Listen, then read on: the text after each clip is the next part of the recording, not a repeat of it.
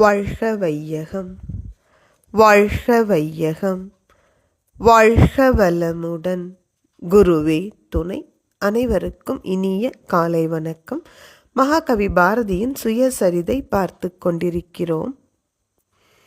மற்றோர் பெண்ணை மனம் செய்த போழ்து முன் மாதராளிடை கொண்டதோர் காதல்தான் நிற்றல் வேண்டும் என உளத்து எண்ணிலேன். நினைவையே இம்மனத்தில் செலுத்திலேன். முற்றொடர்பினில் உண்மை இருந்ததால் மூண்ட பின்னதோர் கேலி என்றெண்ணினேன். கற்றும் கேட்டும் அறிவு முதிரும் முன் காதல் ஒன்று கடமை ஒன்று ஆயின.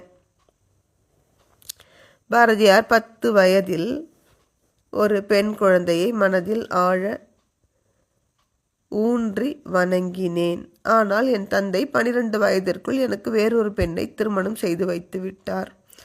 இப்போ இந்த பெண்ணை நான் திருமணம் செய்து கொண்ட பொழுது நான் முன்பு ஏற்கனவே ஒரு பெண்ணிடம் கொண்ட காதல் உணர்வானது தொடரக்கூடாது என்று என் நெஞ்சத்தில் கருதவில்லை. இன்னும் சொல்லப்போனா என்னோட கருத்தை நான் இந்த திருமணத்தில் செலுத்தவே இல்லை. அப்பா சொன்னாரு, அதை எதிர்க்கின்ற திறம் இல்லாததனால் வெறும் 12 வயது பையன்.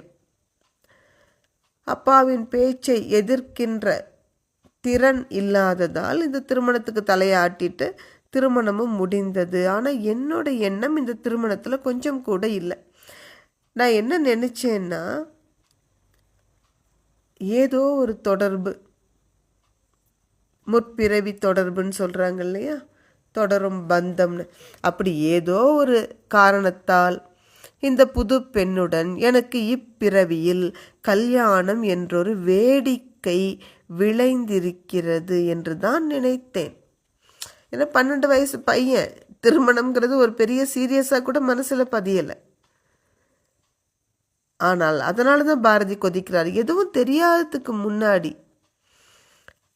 இப்படி யாராவது கொண்டு போய் சிக்கல்ல மாட்டி விடுவாங்களா என்று தான் அவருக்கு ஆத்திரமும் கோபமும் வந்து இந்த பால்ய விவாகம் செய்கின்ற மூடர்கள், நிர்மூடர்கள், பாதகர்கள், கொடும் பாதகர்கள் இன்னும் ஓர் 1000 ஆண்டுகள் அடிமைகளாக அழிந்து போகட்டும் என்று சாபம் கொடுக்கிறார். ஏன்னா அறிவு உயர்வது என்பது ஒன்று தானே படித்து கல்வியினால் உயரணும், அல்லது படித்தவர்களது அந்த பேச்சை கேட்பதனால் கேள்வியினால் உயரணும்.